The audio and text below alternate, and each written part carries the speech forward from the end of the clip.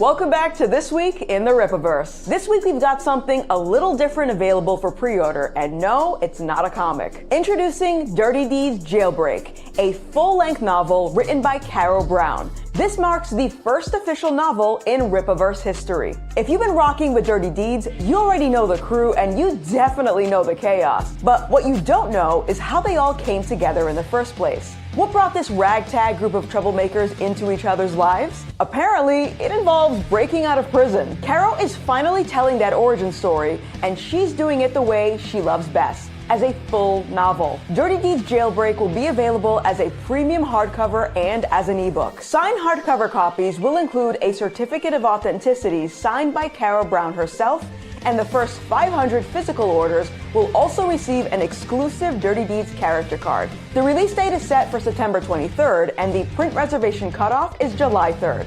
This is another step in continuing to expand the Rippaverse in new ways, with different formats, different kinds of stories, and more ways for you to experience this universe. Be sure to pre-order before the print reservation cutoff to secure your copy. That's it for this week. We'll see you next week.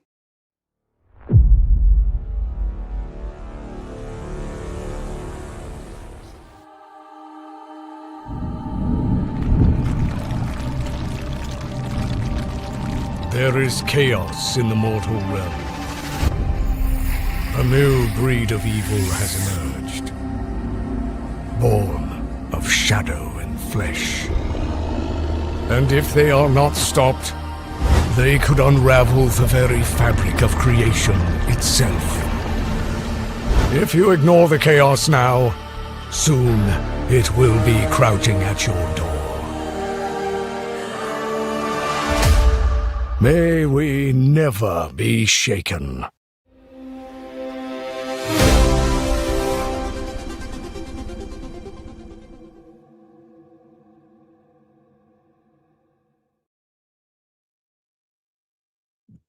What is going on, Rippa fans and Rippa fan? NDAndrew and the Rippalorian herself are here to entertain you and educate you and kind of BS with you for a little bit with whatever energy we have left after Megacon. Yeah. It'll be a good time. Wow, I really like how enthusiastic your voice was just now. And that probably just expended about 65.5% of whatever amount of energy I have left. Yeah, no, it was fun. I think because we landed Thursday morning and went straight to the convention center. Yeah, and we were up 5. No, we were up earlier than that. Yeah, so we started boarding at 5:20 in the morning. Yeah. So we were both up at 4 and then went to the convention, stayed there until 9, and then I think somebody was like, "You want to go get something to eat?" And I was like, I guess. So yeah. We and we went and got food. Yeah. So yeah, it was a heck of a weekend, guys. You missed a lot. It was fun though. It went by quickly. It did. Yeah, no, it was a great experience. I want to say that probably so last year was really busy, but it was also crazy. This year was probably more busy, but not as crazy. That was something I was telling one of the staff because I was like, "Don't get me wrong, more busy and more organized." It was, yeah. I mean, it was intense on some days. I was having 3 conversations at once, a few times, but yeah, it was pretty good. No, the convention center was very kind to us and put us in a place where we could have better line management, which I deeply appreciate. I really do. I did not have to talk to the fire marshal this year. That was fantastic. First, yeah. First time I so hey, first time for everything, and that's one of those things. It's great to have a first time. Hopefully, it continues along those lines. And speaking of lines, guys, did you see that footage that I posted of the line for Zachary Levi? That line was huge. It was huge. I had to walk it twice because I was trying to record it with my little recording device. But guys, this is how tired I was that day. I forgot to hit play on my camera, so I had to come back and do it again. I mean, to be in your defense, that was Saturday. So we had already been through 2 days, very long days. Yeah, Zach first name basis. But yeah, no, Mr. Levi and his staff came over around 4. So it was just I remember because you and I were at the booth and we were we're just getting ready for it. Yeah. If you're not no, I talking to the don't. fire marshal, are you even trying? No, I don't want to talk to the fire marshal. Jesus. No, that's not a conversation you want to be having when you're at a convention. It's usually when they're about to Ideally. fine us. So I don't want to Yeah, talk to them. they're usually about to slip you a sheet of paper that says, "Hey, you now have to pay this much money because you couldn't manage your line." Yeah. Thankfully, we didn't have any issues like that this year. Garfield's Bizarre Adventure, thank you for being a member for 9 months. Says, "Hey, guys, congrats on the Megacon success. It was very successful. We got to sell a lot of books. We got to meet and chat with a lot of wonderful people. A lot of our friends in this sphere came by and hung out. Aaron Sparrow, Kneel Before Doomface, he hung around and we were able to He chat. helped. And should He be helped helped. too. Yeah. Yeah. Vaughn Coleman popped by as well. Danny came over. Danny volunteered Danny. for like 2 days straight. She's like, "What can I Yeah. do?" And I was like, "I don't know. What do you want to do?" And so she just started line managing. And like at one point, she started selling shit. And I was like, "You can come back. This is Yeah. great." Yeah, Danny was helping out and was helping out. Let me tell you something. So Danny does like this the special type of witchcraft. It's called like cosmetics. This is a thing I don't understand, guys. But she made me look very beautiful on Saturday, and so it was like such a struggle to like not touch my face, right? But she was also kind enough to give me a bunch of makeup. She was like, "Here, you need this going forward." And I was like, "Oh no, like what does that mean?" But it's also so much makeup. I don't actually know how to use it. So Danny, I know you're there in the chat. So at some point, you and I have to sit down. You have to tell me what the fuck a toner does and all this other shit. Yeah, you have to teach her your witchcrafty ways. Yeah. I might have points in charisma, but they weren't for appearance. Okay, that's fine. Nothing wrong with that. It still works. The points got to come from somewhere. But yeah, guys, the weekend was awesome. Shout out to everybody that was there supporting us from the fan base and from our YouTube and online friends and all of that. Shout out to anybody who came by and decided to pick up books for the first time in person, Yeah, that was cool. waiting to grab them in person as opposed to grabbing them online, because that's always really cool to have that experience, then be able to like sign the books in person and all of that. So that was fun. I know the team always enjoys that. Eric enjoys chatting with fans, which is why he can't sit still behind a booth. He has to stand in front of it. It was a good time. Yeah, no, he just wants to have like that good connection with every. Like at one point when you and I, okay, so next time you and I are not doing a signing time because all we did was sign all day. Like that was it. Yeah. We signed throughout the week, weekend anyways. Yeah. So that was, maybe it'll be more justified when we have a few more books to sign. We'll see. We'll see. You guys are gonna have to continue to convince Eric to give us more dirty deeds. And you're going to have to convince him to let me write more as well. So yes, because so far you guys have been great. We appreciate you. I'm sorry to those who could not get a copy of my zine in person.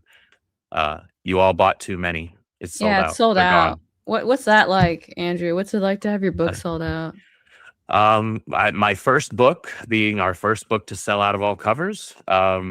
I don't know. It's kind of crazy, but makes me proud, humble, kind of bummed that I couldn't also have. It's like a bipolar experience. You're like, oh wow, it's really cool, and also sad. I can't take any. Yeah, it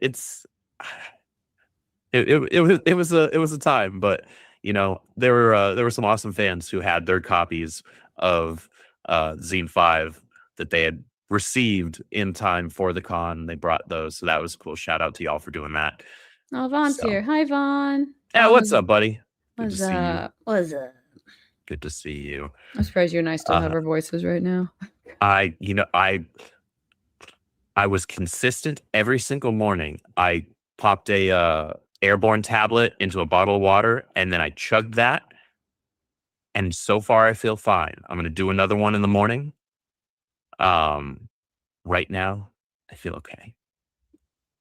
Hopefully it stays that way. Because last year I felt fine the night back as well, and then woke up feeling like death. I've got a sinus pressure right here, so I think I got something. Oh no! I got the con crud, guys. I got it. But we'll see what happens. Looks like Blue Shift went fast. Oh, but chink. Gotta go fast. Yeah, I mean, you guys have been great with your feedback on it so far. So make sure you guys are loud about that so that Eric sees it. We'll be sending out the surveys to that at some point here in probably the next month or so. Yeah, I think we'll probably do it next month because it's been out for a while at that point. Yeah. Giving it a month of fulfillment is probably safe enough and gives people enough time to read 16 pages, I think. 15 if you count the 16th page as a splash teaser. So, All right. So, my question for you. Yes, ma'am. What was it like to have Chuck at the booth? That's my hero. Yeah. So having Chuck there was the coolest thing. Funny story. That was Friday. Was that Friday? Yes. Yeah, that was Friday. No, he was there Saturday. Yeah, he was there Saturday because he was left Saturday, when yeah. Mr. Levi showed up. Yeah, that's right. Yeah, it was Saturday. I was initially planning on leaving the hotel with you guys at like 9. And so that's how I had kind of budgeted my time in the morning. And so it's about 8:21. I'm about to head down to just like grab a quick coffee and maybe a small bite to eat in the hotel lobby. And I get a text from Brandon saying, "Hey, are you ready? Like, I need to get there early and drop off Chuck, and I have to get some things beforehand." And I'm like, coffee and breakfast, ride in the car with Chuck Dixon. Guess which one won? Yeah, well, yeah, because you didn't carpool with me. You were like, I have to go early. And I was like, okay, bye. So I helped get Chuck set up at the booth, but it was cool chatting with him in the car. It's always cool chatting with Chuck because he's a super nice and down to earth guy. He's always got fantastic industry stories, and it was really, really cool because for those who don't know, this was Chuck's first con in like 7 years. Oh, 7 years? Yeah, that's what he told me. And so he had people showing up the second he sat down. Like the con wasn't even open yet. Like vendors were coming over and saying hi and wanting to get stuff signed and chatting with them right away. And that made me super happy to see because, a legend like Chuck deserves his flowers, Yeah. as far as I'm concerned. So that made me really happy that people were showing respect. Shout out Jimmy Palmiotti. He swung by and chatted with Chuck for like, when I say he was there just chatting for like 20 minutes. Yeah. Just I felt bad because I walked by Jimmy because I've only seen Jimmy like one time on a stream with Eric. And when I walked by, I was like, oh, fuck, that's Jimmy. And so when I was like, oh, like, how do I tell Jimmy? But Jimmy's line was huge, guys. It was huge. And of course, like one of his people were like, the line starts over here. And I was like, okay, I'm going to come back. And then I found him at the end of the thing. I was like, we're over at this booth. Would you like to come over and see Eric? And he's like, yeah, I'll walk over it there at some point. And I was like, okay, cool. Right. Yeah. And that was it. So I'm really happy that Jimmy made time to come over to the booth and talk to Eric and Chuck and all that jazz. Yeah, for sure. Yeah. Yeah, he was cool. He was fun. He's high energy. He's very New Yorker. Yeah, he got that kind of way of talking, What's up, Corey? Corey swung by the booth several times. It's good to see you, bud. Says, tonight we're having Himalayan rabbit stew for dinner. We found Himalayan in the road.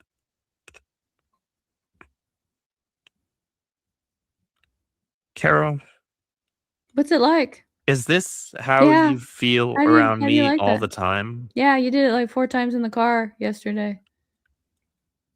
5. Oh, sorry. Sorry, I must have missed the one. Yeah. Circling back to Chuck though, poor Chuck. Like, at one point before he left with you guys, I was having breakfast with Danny and my husband, and like something like moved out of the corner of my eye, and I looked over, and I was like boyfriend senses tingling, right? And I was like, it's boyfriend's dad, right? And so poor Chuck. Like I went over to him and I gave him a hug. And I know Danny really wanted to talk to him, and she was bummed that she was gonna miss him. And I was like, could I bother you to come over? And he was like, yeah, let me finish eating. And so very, very kind guy, very, very kind. Oh yeah. I wish the industry had more Chucks in it. The industry needs more Chucks in it. Absolutely. Absolutely. Danny. I'm glad you got to meet Chuck, Danny. Chuck is a wonderful human being, and I treasure every moment I get to pick his brain and just listen to him, soak in his knowledge. He's a great asset, a great human being to have as part of this venture we're all on here. So, Carol, you are a novelist. Oh, yeah, I write books. Yeah. You do, yeah. Mhm. What's it like to be the first novelist for the Rippaverse? If I had my hair, I would like flip it over my shoulder. I'd be like, no big deal. It's okay. I'll do Yeah. it for you. Yeah. Thank you. No, it's really fucking cool. Because I think it was last year I was actually talking to Eric about this story and how to go about it. And of course he was like, well, like what would be the page count that you would need for that story? And I was like I had like that moment where it's like I was looking at him, and if you had seen my face, you would have heard the 1990s dial-up internet connection going on while I was trying to figure it out, right? And that's rare for me because normally it's kind of like my first response is like, how many pages do you need the book to be? And then I'll just make it fit. But for like the first time ever, I was like, I think I need more pages. Like I really do. But the I will say the one of the great benefits of doing something in a novel format versus a graphic novel format is that you've got more wiggle room to like play and explore with things. And I probably went a little too ham on that. Just because what I did is it was a book I read. It was called Six of Crows, and Six of Mm, Crows like really inspired me because normally when you read something that's like third person limited, like the narration voice kind of stays the same most of the yeah. time. Six of Crows was like the first time I read something from third person limited, but like the character personality was woven into the narrative so well, like I was enraptured by it. It was one of those things where I was like, I had like a notepad out. I was like taking notes about like how they went around all the way down to like shifting like the diction used in Yeah. the pacing and whatnot. And I wanted to play with that kind of concept in this book, which is really exciting to do for 7 different characters. And one of them being Spongy, because I had to go brush up on my math and stuff like that because Spongy thinks and sees things in like a mathematical way. Mhm. And then the challenge with doing that for Spongy He sees in is parabolas. he does see in parabolas, he sees in angles and all the other stuff. And my struggle with that is, I used to teach math, and they trained me to teach math at a college level. And so even though I had a good pedagogy for the content, I wanted to still write it in a way that wasn't going to make the reader be like, what is this? Like, I did not come here for a math lesson. Yeah, you don't want your novel to read like a term paper, right? Yeah. Yeah. So that was fun. And of course it's Spongy. So it's like I have to keep it cute, I have to keep it mathematical, and I have to keep it in a way where people reading it can still follow along with it. So it's like I think he's actually my hardest point of view to write that way. Because there's a lot of levels to him, right? There's a lot of things to try and take into account. Um, One, there's just his manner of speech. Two, there's this, like the way his brain actually functions, the way he Mhm. sees things. Uh, and all of that has to be balanced with like he's actually hyper smart, though considered dumb for his species, Yeah. right? And Mhm. then he also still has to maintain a level of adorable, Mhm. right? Yeah. So it's that's a heck of a balance to try and strike. You got a lot going on there. I do have a lot going on there. Yeah, no, he was fun. And there's like some plot twists that happen with him in the book where when he's kind of like he points one thing out, they're like, "Where did you get that?" And he was like, "It's here all along. I found it." So I love it. yeah, I no, can't he's wait for you guys to get this book in your hands. This is yeah. this is going to be a fun read. I can't If you wait don't for know you how to to read edit it. yet, read it. Yeah, I'm looking forward to that. Yeah, Looking forward to that. I think I was almost done editing the last chapter, but I was just so tired before we had to get on the plane. I was like, I can't do it because I don't want to. Because for you as the editor, I really don't want to give you like a whole bunch of work to do. As somebody who's had to edit books that are a lot of work to do, so Spongy is helping. Yeah, Spinches uh, always helping. yeah, but and because I guess for me, like when I give it to you, I want you to focus more on like the story, make sure like the story and the characters make more sense than being kind of Right. like Caro can't do commas again, which you and I both know like my thing with commas is like not a thing. hmm It's true. It is true. Okay. Well, I'm looking Jordan, forward to it. I like Jordan's What? comment. Where? Let's be honest. She wrote this book because I wanted it. Yeah, I I'll tell mean, I'll tell you a thing. I'll tell you a thing, Jordan, because when I was talking to Andrew last week before we left, I was like, so when you edit the book, you have to edit it with Jordan in mind. It's true. Yeah. Can confirm. Jordan is a literature, and I would especially say like sci-fi snob. Jordan's very well read. Jordan's takes on books is actually is very insightful, and I really Mhm. I actually like talking to Jordan about books. I know we have had a couple of meetings at work where everything got derailed because we started either talking about Brandon Sanderson or something else. Great takes, absolutely great takes. I've been present for these. Yeah. But this is going to be a really great read, guys. The origin of this crew, how they came together, and the most bombastic, zany, out of this world way. So, if you have not yet pre-ordered it, please do so. I am a good real YouTuber. I should get that link in the chat. Also, for those who were paying attention to the opening, if you were here, Gabriel and the Guardians, Chapter 1 is now up for pre-order. That is 56 pages of book. This is manga. Those of you who dove in on the preview Chapter 0, you'll have a little bit of additional context when reading this story. So look forward to that. That's kind of stuff that I always enjoy when you do little things that can be read on their own, kind of in a vacuum, separated from the larger plot, larger story. But Mhm. if you do read them, it shifts your perspective on events in the main thing, Mhm. right? It's I don't know. I like reading things after having acquired new knowledge, and not necessarily just new knowledge from like, oh, well, I read further down the line and now I have the benefit of foresight on a reread. I mean, like just ancillary Mhm. stuff. Like that's fun to me. And I think more writers should leverage that. Let me get this thing up here. I was actually the trailer for the Gabriel and the Guardians was the first time I'd seen it because I didn't get to go to the panel either for it. Yeah. And so I was like watching and be like, oh, this is a very nice trailer. It is a very nice trailer. Yeah. It absolutely is a very nice trailer. There you go. Pull this up on YouTube. Yeah, no, Jordan's team did a great job getting that whipped up. They always do. They're great.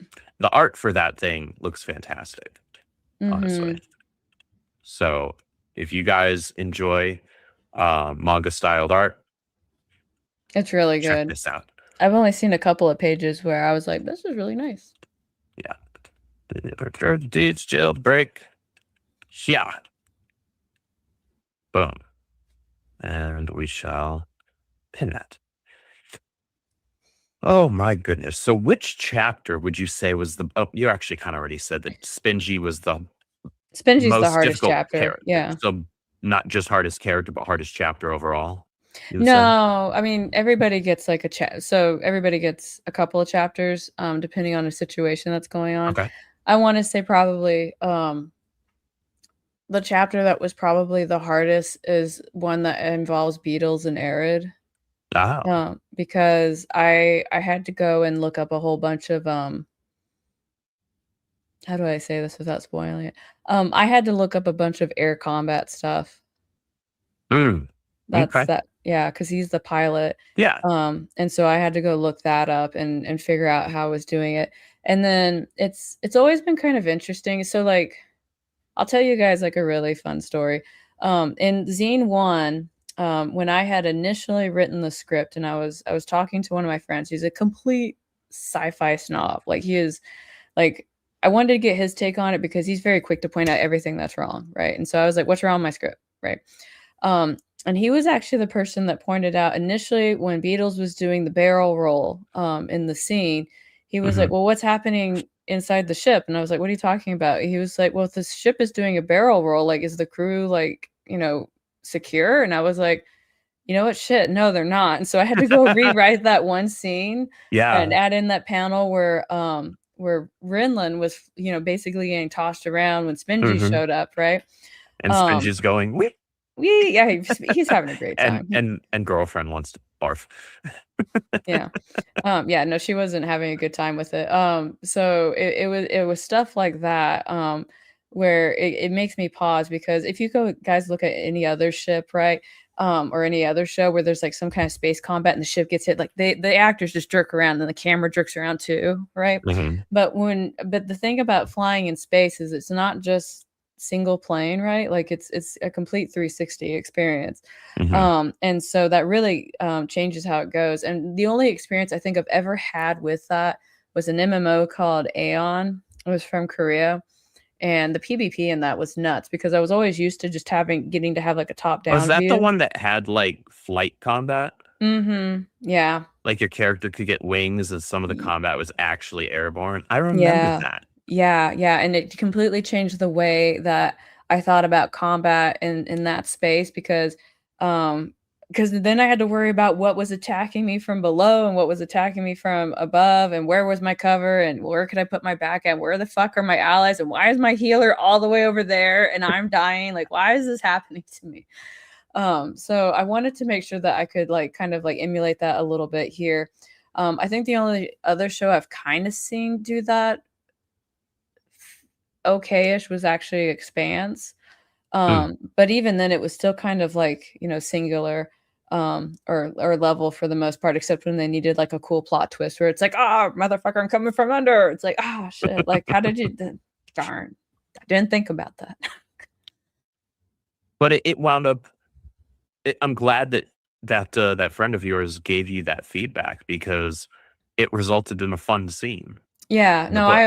I always get feedback from people when when I don't feel like a particular way about a scene. Like I've actually sent Andrew a couple of snippets and I was like, is this scene cool? Does this work? Should I change it? Right. So I'll do that. But for the harder science stuff, I have a different group of people that I reach out to. Mhm. I was like, fellow sci-fi snob person who also teaches science at college. Like, can you tell me if I'm okay with this or whatever? And they're like, for novels, it's fine. But if you said this in my classroom, I would fail you. I'm like, okay, cool. That's fine. That's okay. Yeah. Yeah, for sure. It's as writers, it's incredibly vital to have people that you can rely on for honest feedback um, from various angles. One just being the creative aspect. Does this is this enjoyable to read? Right. Hmm. That's an important step. Then, like you said, you have another group entirely that's for like the technical stuff. Like, okay, Yeah. how does this match up with the hard science? Does this Hmm. actually work this way? Yes or no? Yeah. If Yeah. no, okay, then you need to figure out how to pair making it work with still maintaining a fun scene. Yeah, like there's one friend I have that works for an ABC group, and I was kind of like, my friend over there, I'm not asking you to give me your trade secrets, but I'm doing this thing with a scene. And so he read it and gave me like some advice, and I was like, okay, cool, thanks. You know, just because I think one of the important things about being a writer is also knowing what you don't know, right? Mm. So if I write something, I was actually, who was it? Danny, I think it was on Danny's podcast that we were on Plot Holes and Payoffs when we had our first guest. It's on her channel if anybody wants to go see it. And we were talking about why writing in the film and everything else has gone like downhill right now. And it's because people are writing based off of what they've read, but not what they've learned, right? Mm. So they're trying to emulate things that they've read, but then But that don't turns understand. they don't understand, and it's also watered down, Mhm. right? Does me going and talking to my science friend like add depth to the novel at all? Maybe a little bit, like it will make me tweak like a detail so that way it's a bit more accurate, but like otherwise I would have based it off of something like, I don't know, like Star Trek, right? And Star Trek has a lot of good hard science in it, but it still is entertainment science. Mhm. And that's really important to keep in mind. I'll never forget like the one episode in Star Trek where they were dealing with like this planet that was about to get eaten up by a sun. And that was like the episode where Q had become mortal, right? And so they were trying to do all this stuff to save this planet. And Q was like, well, man, if I had my powers, I would just change the entire gravitational pull of this universe and then they could just float off that way. And they were like, that's incredible, like that's crazy, but I think we could do that, right? And so they're then using science to do it. So good old Q. Yeah, that's some OG Trek that I am less familiar with. Oh, I Uh, love Q. Q is probably one of the first original overpowered characters who was entertaining. He was super entertaining. And if you ever go, I'm getting super nerdy, guys, so apologize. But if you ever go read the novels about Q, first off, John Delancey helped co-write those, so he's always credited on those. But in one of the novels that he helped write, it's called IQ. I know, shocker. And in there, he talks about his relationship with humanity and how over the evolution of humanity, he's always played like one of the trickster influences all the way to like giving fire to the first man so that way he wouldn't freeze, right? And the other Q were like, you're not supposed to do that, so we're gonna have to punish you. And so they, they tied him to a boulder and had his liver eaten every day by a crow, right? So if you know that reference, that's it. But there's a lot of that in there. And the whole reason he was so enamored with humanity was because he knew that they had the potential to evolve into their own continuum. And so he was like, kind of like, it's like almost like when you see a puppy, it's like, oh, you're so cute. Just don't go into the road. Go this way. Avoid the road. Yeah. Yeah. That's a good life advice. Yeah. No, Q's great. He's overpowered. He's very cocky, but he makes mistakes, right? But my favorite story involving him isn't in the show, but it's one of the books, and it's called Q in Law, and it's where he's trying to date Deanna Troy's mom. So Waxana Troy. It's called so Q in Law, and he makes the mistake of making Waxana Troy also a Q. Bad idea. Very bad idea. Don't ever do that. Oh goodness. Oh yeah, they got into a fight and the ship almost like blew apart and some other stuff. Wow. Okay. Maybe that's an episode worth watching. Maybe I'll send you the book. I'll send you, because it's read by John Delancey, who's the actor that plays Q, and then it's also read by the actress who plays Waxana Troy. But the fun thing is that Waxana Troy is actually Gene Roddenberry's wife. I feel like I actually knew that. I don't know why I would know that, because I'm not the biggest Trek fan in the world, but I feel like I somehow knew that. Yeah, no, and they always have like this skit that they do with her where at one point or ex-wife, thank you, Jordan. But they always do like this skit with Waxana Troy, where they have her talk to the computer system because she also voices the computer, right? So it's always good. Okay. Huh. Nifty. Now, how much influence did, because Trek was one of those things that you and your dad bonded over quite heavily. How much influence did that have on this novel? I want to say conceptually, the one thing that I took away from Roddenberry's work, and it's what sets that Trek apart from current Trek, outside of other factors that is not this show to content on. But Roddenberry wanted to create something where, despite everybody's differences and backgrounds, they all came together for a common objective that they worked together to do, right? Was there interpersonal conflict? Yeah, there was some friction that would occasionally happen, but it always got pushed to the side for what needed to get done. And you don't really see that in today's Trek, mostly because, infighting sells to some people. It doesn't sell to me. But I feel like when they moved away from that original intention with Roddenberry, it kind of like diluted the IP a little bit, but that's a personal opinion. But that was what I held on to when I created Dirty Deeds, that you've got this crew with very different backgrounds, very different goals. And, in the beginning, do they get along? Not really. Right. But they overcome it because they have to, at this point, survive.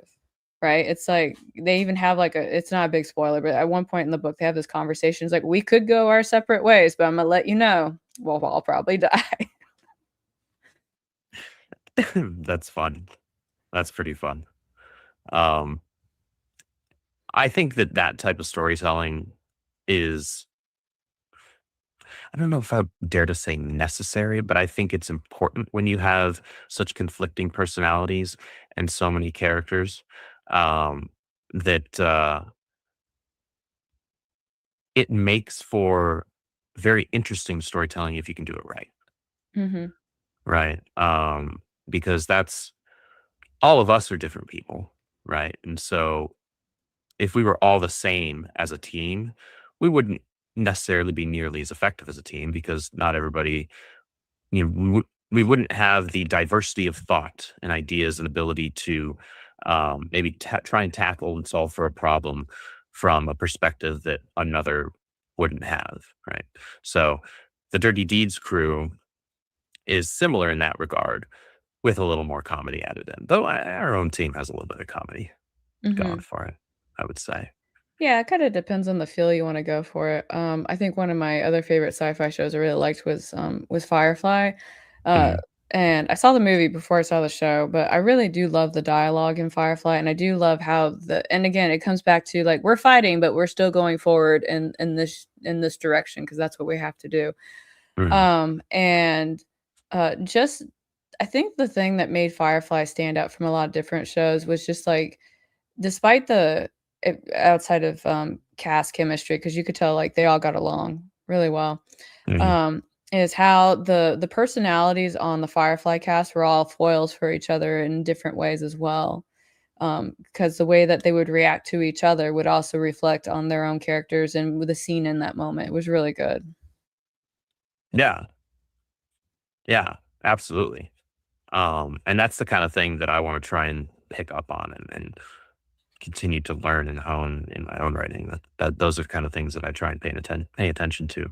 I'll keep throwing things at you. It's like, it's time for you to study this, and you should study that, and you can study that too. Here's a writing assignment.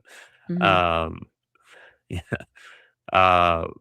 got a few super chats. Oh, we should super chats. Thank you for super chats. People have thrown money at Eric via us. We should read these. 1992 space movie. Do you get the character card for Dirty Deeds if you get the signed copy and the digital copy of the book? Yes. So as long as your order contains a physical copy of the book. If you just did digital, no. But if you did physical, whether it's the hard copy on its own, the signed copy, or the hard copy and digital bundle, you will receive one of those cards so long as you were among the first. It was 500. So yeah, as long as your order contains one of the physical copies, that's all that matters. So I look forward to people getting those cards. Me too. I've seen some of the concept art for it. Looks pretty nice. Oh, I bet. Mustafa, Rip X shipping when? I need blue shift to arrive. Don't start putting out into the ether Rippa branded shipping. I don't do that. Eric will hear it, and then no, he's in the chat right now. He's just not saying anything. He's lurking. Then we'll end up doing it. We're getting performance reviews tomorrow. Thank you, Musa, for the $2.49. Appreciate that. And I know Rippaverse International orders haven't gone out yet for some of the recent books since we reactivated shipping. But that will happen soon. So appreciate you guys' patience on that. Jake Stanley for $2 says, I'm one of the first 500. Can't wait to read Dirty Deeds novel. Excellent. You like it. I hope you like it. A man of taste. Musta for another $2.49 says, what's your Star Trek franchise ranking, Kara? Probably Next Gen is my top tier.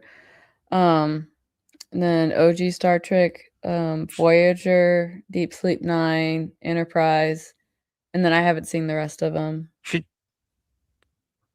I've only seen Next Generation, and then like 2 of the original movies and some of the original series episodes. But I've seen probably most of Next Generation. I should send you at least a couple episodes to watch from Star Trek that complete gold. Like there's one where Riker makes like the perfect woman in the holodeck. That's a good one.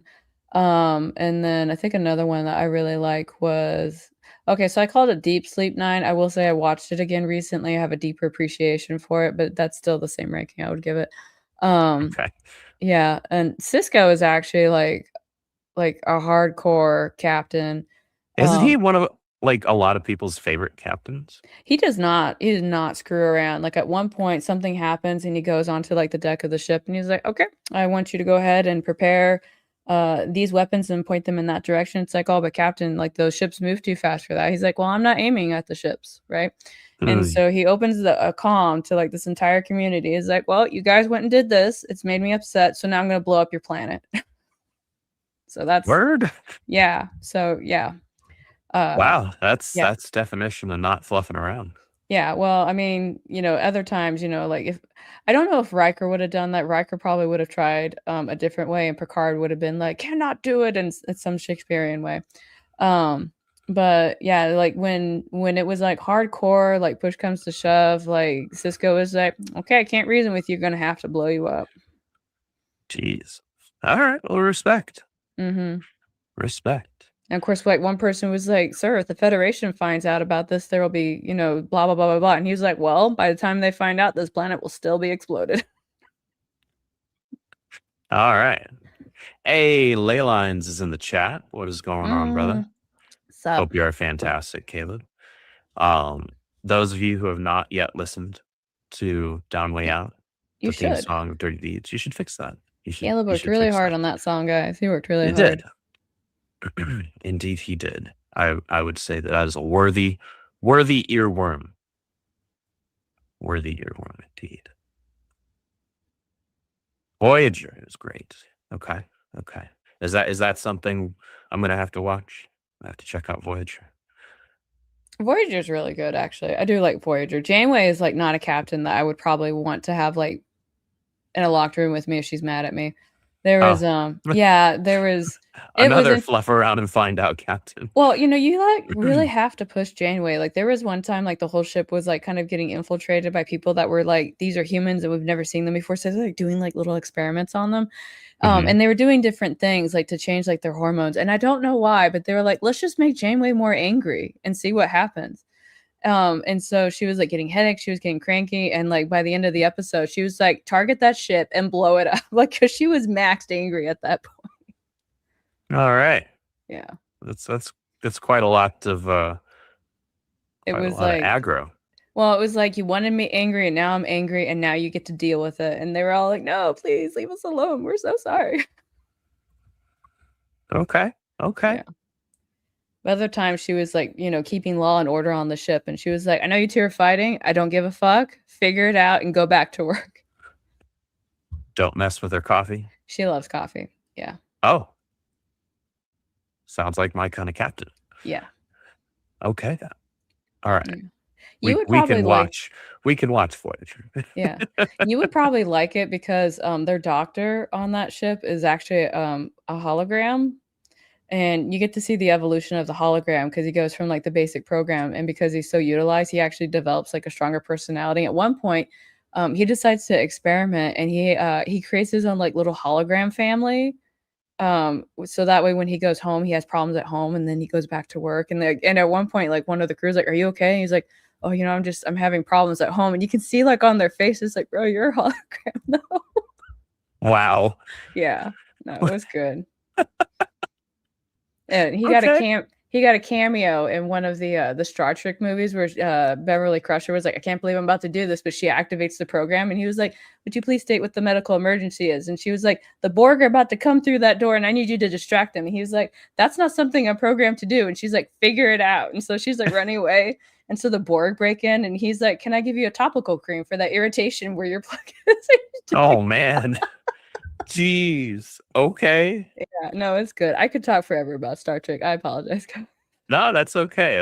I have something else I need to watch now. I can't actually, between you and Mary now, and I'm sure Jordan has contributed in some small way because I guess she kind of likes Star Trek a little bit. Maybe I'll have to watch a little bit more Trek. Maybe. I'll send you some episode recommendations that you can watch without needing it in order. Okay. All right then. Well, I guess next topic. Oh, before that, money. Jeff Jath. I forgot I was just shortening his name to Jath because I'm too tired to actually articulate his entire name for $5. Thank you so much for that. Got any tips and tips and tricks I can read for improving one's drawing speed that you or other pros have used? Also, Andrew, please more blue shift. It's too great to stop. Well, Oh, the latter, thank you profusely. The former, I wouldn't know. I can't draw. yes, you can. Don't lie. We've talked about this. Eric might be in the chat. Yeah, you know what? And You kind I of don't- blew it. You blew it on a Control Z podcast where you showed your drawing, so you're too Oh, late. crap. Yeah, you added yourself.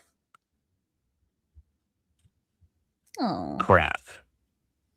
Well, hopefully he didn't watch that episode with any luck. You know, I don't find myself qualified enough to answer the first half of that question. But I do see Igor and Kanan, and I'm pretty sure I saw Marcos Kanan's got a device. I'm in the seeing it chat. right now. Okay, cool. Yeah. Yeah, please ask them. They're all phenomenal artists.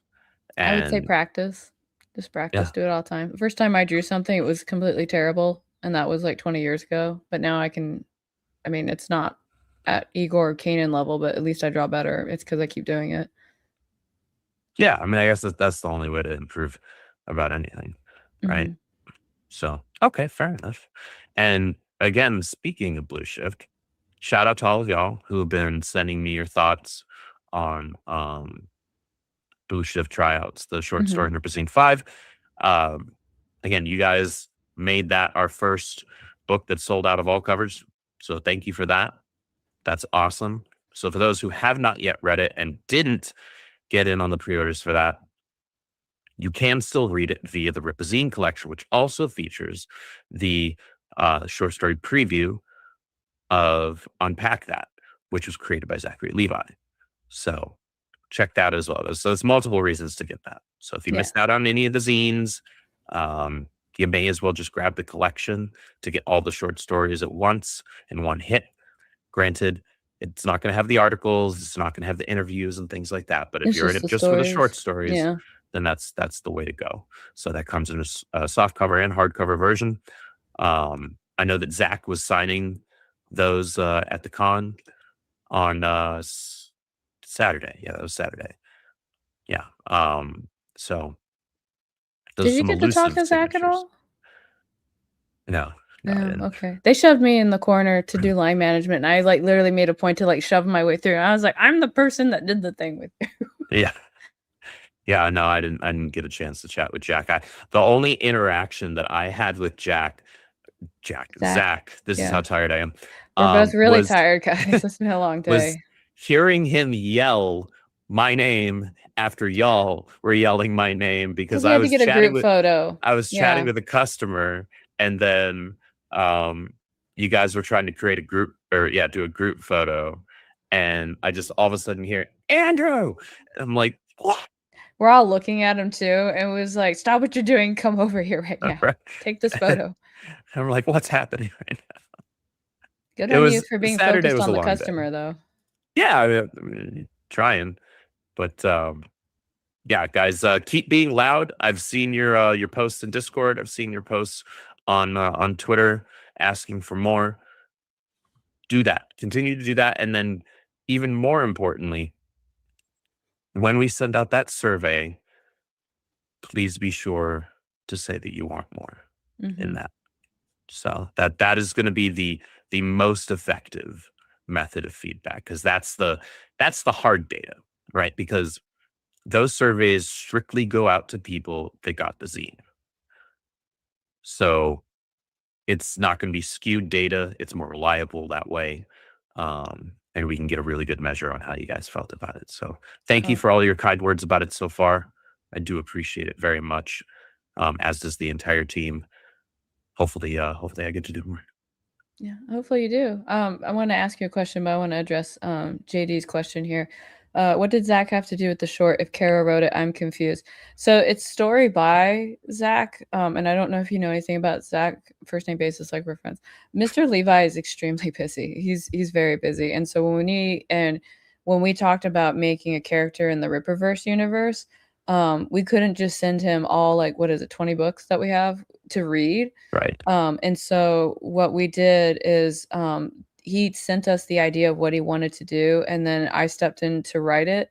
But everything I wrote had to get cleared through Mr. Levi, right down to like changing dialogue, panel pacing, all this other stuff. Like he was like, I want to make sure this is in here. I was like, it's right here. Yeah, he was very involved with it. And so I think of it like story by, written by. So if you guys have read Great War Separations, kind of like that. Yes. And that was just the best thing that fit Zach's schedule at the time and didn't require him to have to like read like all of our material right off the bat. Cause I think he's like still in the middle of like producing a bunch of stuff right now. So he is. No, I mean, he's juggling a lot of things. Like he's his own version of Eric. Yeah. What is that? What is that one thing he's doing right now? I think it's called Hollywood Town or something like that. I keep forgetting the name of it. That sounds familiar. That sounds like right. Hollywood Town. Yeah, I remember he was blowing up that day with people asking questions about it. I like the concept of it a lot. Trying to do Hollywood and not, at one point I think he was talking about how like children under 17 shouldn't have cell phones. And at first I was like, aggressive, but also cool. I agree. I respect it and I agree with it. I didn't have my first cell phone until I was 17. My first cell phone was just a brick to call 911 if I needed to. But you know what? I really actually like, as I get older, I like that idea a little bit more. Cause when I was in the airport this morning, we have to talk about our airport experience because that was crazy. When I was in the airport this morning, the amount of people that are just doing this, right? It absolutely and not paying attention to where they're going. Well, it's not even about that. It's not even about paying attention. It's about I think there's something about us as a society right now where we can't be alone with our thoughts, right? Like we're afraid to be alone with our thoughts. I've had this I've had this notion for a while. I'm using a different vocabulary word there because I've noticed that when people get stressed out or they're trying to figure something out, the first thing they do is they'll go to the phone first, and then they go find whatever their chemical cope is. That might be food, might be alcohol, might be something else, whatever. And I was watching somebody doing a documentary about her doing a long distance walk, and she had forgotten her phone, and she said, I was alone with my thoughts and it made me very miserable. And I was like, I think you should spend time with those thoughts if you're miserable. Cause if you should work through them. Yeah. And it's just insane. I'm very concerned about us right now as a society because we can't We've got a lot going on. we can't talk to each other. We can't regulate our feelings, right? We're afraid of our thoughts where we distract ourselves from them. We can't sit in silence, right? Yeah, like I always appreciate when I can sit next to somebody and we can talk for a couple of seconds and then we can just both like just zone out and do whatever it is that we're gonna do, right? Yeah. And some people are like, well, I need you to talk while we're here. I'm like, why do I need to talk? Like what it's okay. It's all right. We don't have to constantly engage. We can just be in each other's space and appreciate that. But that's me. So I had a question. Now that we're doing novels, Andrew. And I know that you've been working on a novel, but what if you had to do a novel for Blue Shift? Oh. What if you had to do a novel for Blue Shift? That could be fun. Look at his gears move. Look at him. But you have to use spaces. You can't have all your words crammed together. Okay. What do you mean? Well, because, Z is like super fast. So why would he have spaces? He would just type and never use the space bar or punctuation. So it's not always that he speaks like that, but he does sometimes. And I try to leverage that in the stories that, hopefully are to come, in comedic ways or in picking my pockets or picking my lane, as it were. But I guess you're right in that, like, in a more long form traditional novel, that probably wouldn't land as well. I'd still probably want to find a way around that. It's something that still gets that energy across, that he's speaking at like high speed, as opposed to, because there has to be something to differentiate that in my mind. And I'm Mhm. not quite sure how that would look, but that would be fun to write a novel, because I would be less limited on word count. It would be. You should think about that. I should think about that. That You could have to be finish very your other fun. book first, though. I do have to finish my other book. Yeah. Yeah, like that one. Like that one, yes. Like where? Mhm. My goal is to finish that this year. My goal is indeed to finish that this year. So, write in italics, maybe. Line, what? Maybe write in italics are often used for thoughts Enunciating. Yeah. or that. Yeah. Yeah, you have to be careful with italics because it's actually difficult to read, so they always encourage you to do it sparingly. Mhm. And I learned that because in my book, Queen of Swords and Silence, I have a character who is only internal in there. And Mhm. so I had a whole chapter where he was just italics, right? Except when he had to talk to the main character, and that's when it turned into like regular. And my editor was like, "This is the only chapter you can do this. We are not doing this again." And I was like, "Okay." Okay, fair enough. We had a few super chats roll in just now. Yeah, let's see what they Um, say. Elves Bleed, that's rude. Eric, more Blue Shift, all the issues, more novels from Carol Brown. I would love a Yaira novel to help flesh her out more. Mm. Hmm. Very interesting. Well, thank you for the vote of confidence and the endorsement on Blue Shift. I will Mhm. take that all day. Eric, if you're in the chat, look at the screen. Look at it. Look at it. He just rolled his eyes if he is there. Probably. Yeah. And shook his head. What is this one? Another one from Jeff. The Rippaverse panel is going to be posted on YouTube. So I believe Alex filmed those. I'm sure footage from them will be utilized in our convention recap. I'll ask Eric what his plans are in terms of how to utilize the footage in full. Because I have to give you mine too. Yeah. Yeah. Yeah, we'll cross that bridge tomorrow, and I'll create a folder in OneDrive for us to upload all that mess too. I will ask Jeff. I'm actually not sure genuinely what Eric's plans were for that. So I will find out. I will return with more information. Or I'll just leave you in suspense forever. Depends on my mood. Another one from Jeff. Thank you for the 10. What's your favorite part of ISOM 3? I can't believe the Deviling yelled, "I am all the Hellions." And ISOM responds with, "And I am all the Peakers" at the end when saving Jesse Pinkman. Brilliant. Oh my goodness. Just chef's kiss, 10 Goldblums out of a possible 10 Goldblums. It's my highest possible rating. Good meme. Harriet's my favorite part of ISOM 3.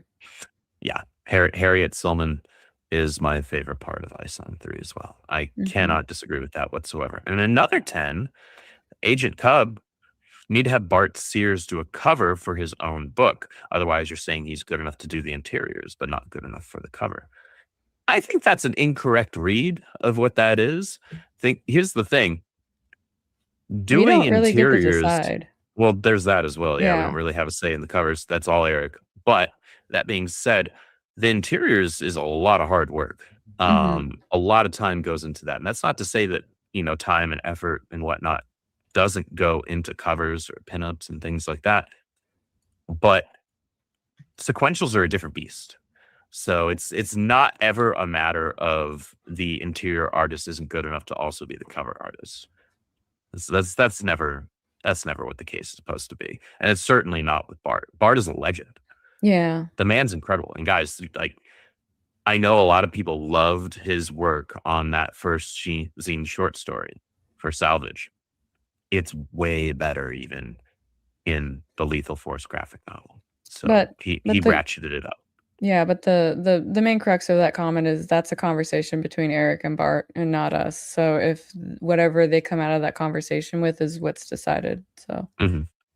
somebody was kind enough to give me information I didn't have about the Zach Levi thing, which is Wallywood or Wildwood Wally. or Why? Wildwood. Yeah, Okay. sorry. Okay. I'm like extra dyslexic because I'm tired, but yeah. So it actually Okay. looks really cool. I'm on the website right now. All Oh, right. look, All right. there's Mr. Levi's face. I'm definitely on the right website. Yeah, that you must be in the right place. Yeah. Another 5 from Jeff. Thoughts on carrying in a notebook around for dopamine instead of a phone when the urge to scroll hits. I Uh-huh. have one. I know what he's talking about. There's a movement where instead of folks going to their phone or whatever, what they do is they pull out a notebook and they start jotting things down or writing observations or whatever. Which I think is actually a very powerful tool because the mind hand connection is super profound. And when you're having a thought, especially if it's one that's kind of like making you sad, like we talked about earlier, writing it out will actually trigger different parts of your brain so you can kind of tackle it from a different angle.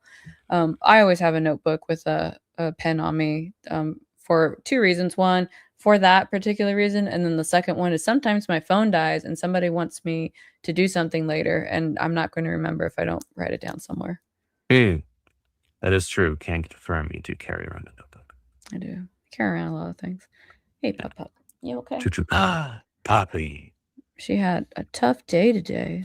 Oh, poor Man, baby. I know it's tough to be her. You okay? You okay? Oh man. And the second half of that super chat is also when's Z versus Spiky Arm Guy from Alpha Core? One of the unnamed excepts when Braxwell goes to bust Benny. I mean, I I guess I could toss him in something, but I've got my own plans for hurdles to throw in Z's way. Maybe even a speed bump or two.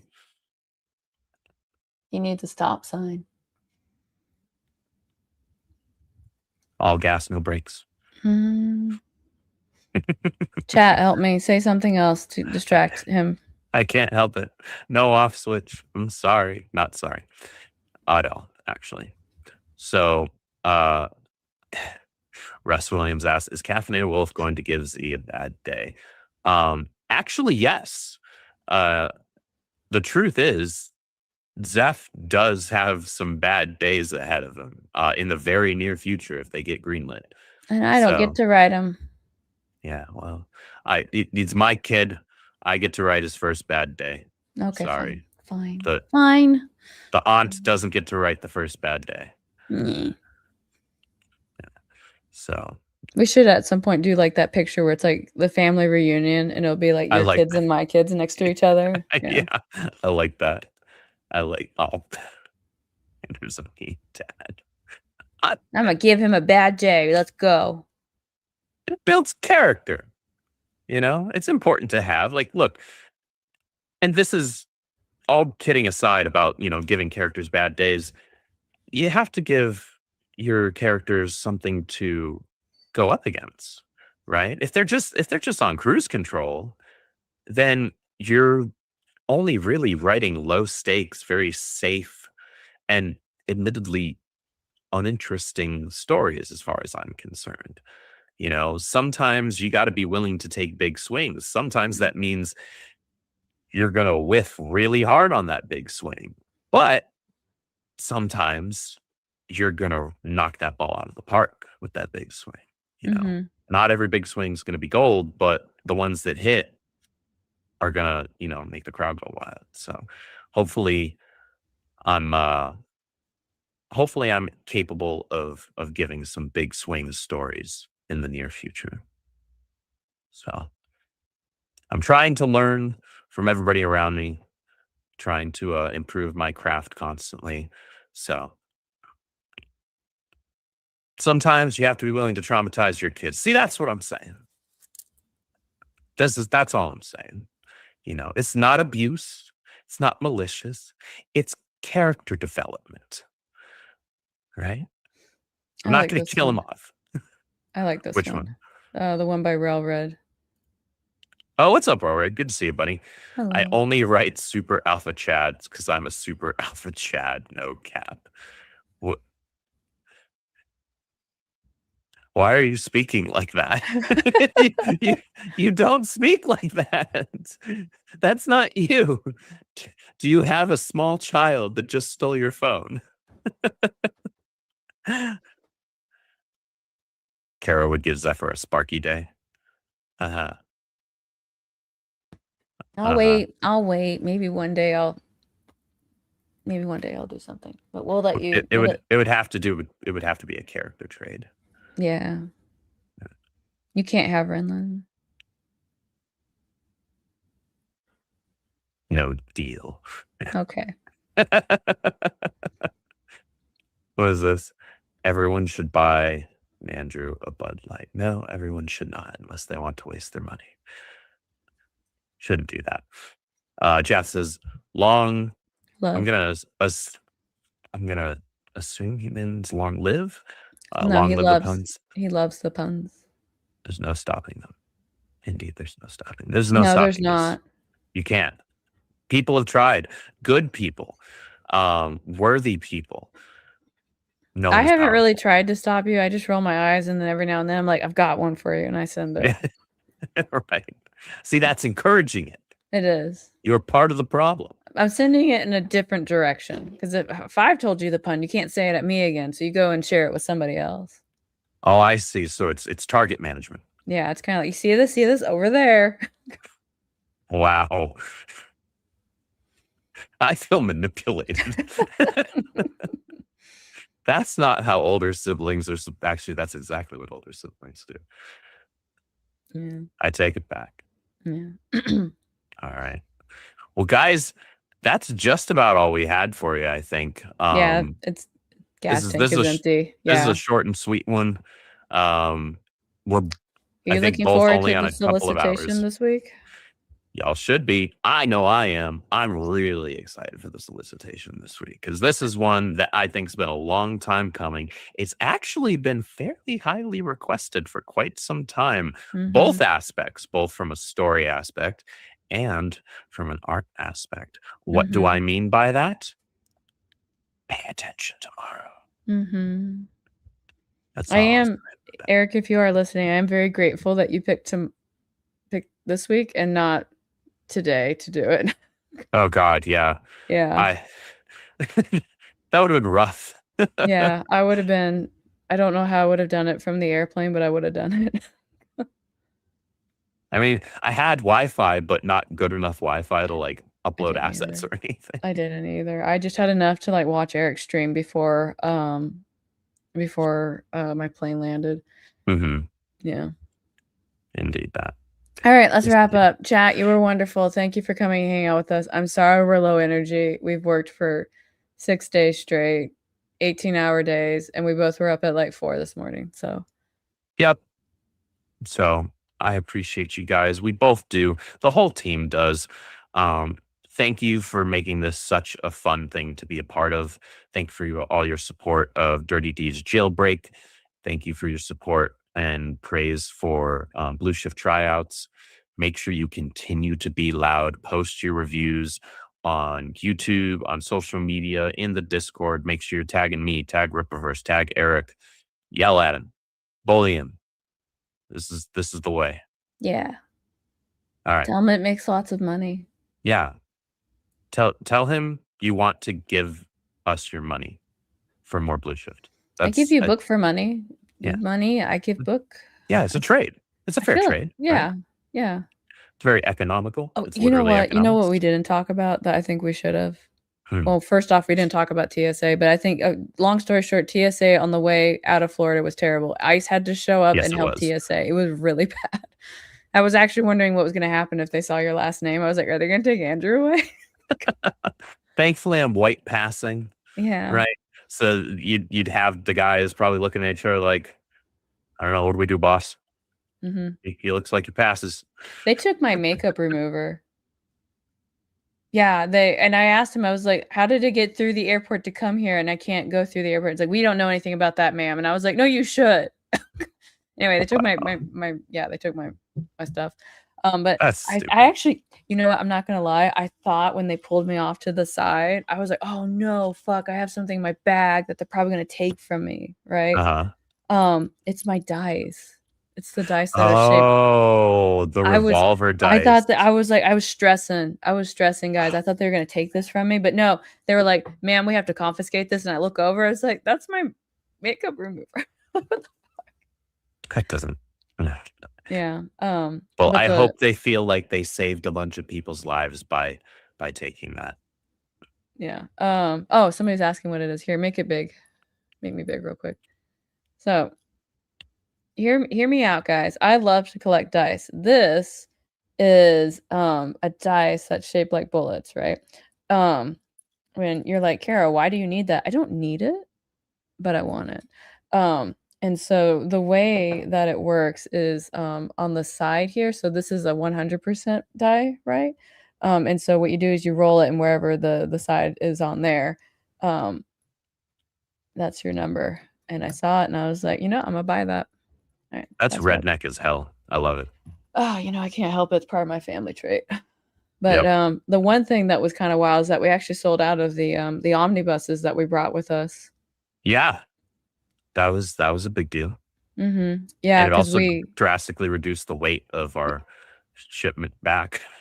Yeah, I was actually really worried because I thought we weren't going to sell any of them, and it turned into like we don't have any. And at one point, somebody was like, "Do you have one left?" And I was like, "I don't know." We had to go find it. Yeah, we had to go digging for one for somebody. Yeah. All right, guys, thank you so much for all of your support. Thanks for hanging out with us for about an hour and change here and putting up with our energy levels and just kind of shooting the breeze with us. You guys are all awesome. Pay attention to Rippaverse solicitations this week. I see chats asking questions about my dice. I'll post it in Discord. You guys can look at it. Yeah. Maybe we'll set up a tabletop channel or something in there for people to dedicated chat about that. I got really excited. Like I got really excited. Yeah, let's do it. I feel like that makes sense to do. Yeah, for 2 tabletop gamers that don't have a tabletop channel in the Discord server, that seems weird.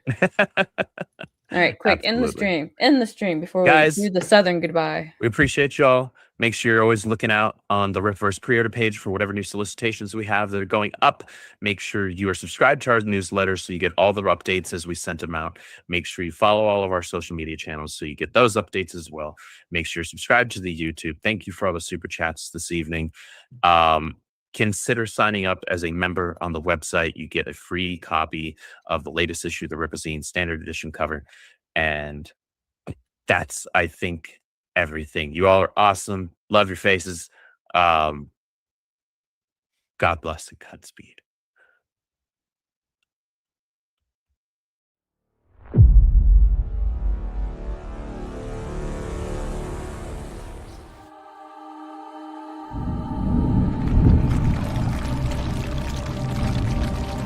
There is chaos in the mortal realm. A new breed of evil has emerged. Born of shadow and flesh.